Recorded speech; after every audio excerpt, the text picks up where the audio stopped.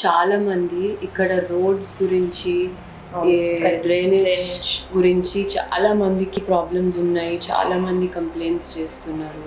దానికోసం నువ్వు ఏమైనా అనుకున్నావా? ఇండియా మొత్తంలో ఒక 100 సిటీస్ని స్మార్ట్ సిటీస్ అని నేమ్ చేశారు.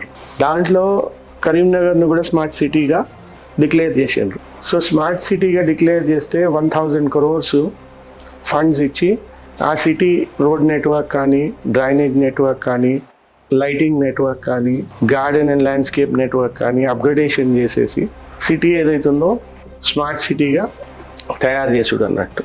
ఆ స్మార్ట్ సిటీ తెచ్చిన దాన్ని అప్పుడున్న ఎంపీ బోయినపల్లి వినోద్ కుమార్ గర్వంగా నేనే తెచ్చినా అని చెప్పుకుంటాడు.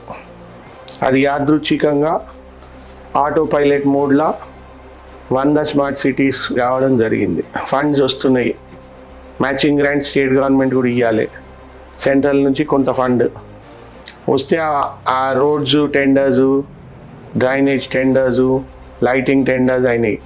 పబ్లిక్ టాక్ ఏంటంటే 30% కమిషన్ తీసుకుంటుందని. 300 కోట్లు ఏదైతుందో ఈ పందికొక్కులు అంటే బ్యాండికూట్స్ అంటారు ఇంగ్లీష్లో, ఈ పందికొక్కులు ఏదైతుందో మేసేయడానికి పెట్టుకున్న పర్సెంటేజ్ 30%. ఇట్లా అయినాక ఎందుకు బాగుంటాయి రోడ్లు, ఎందుకు బాగుంటాయి డ్రైనేజ్లు?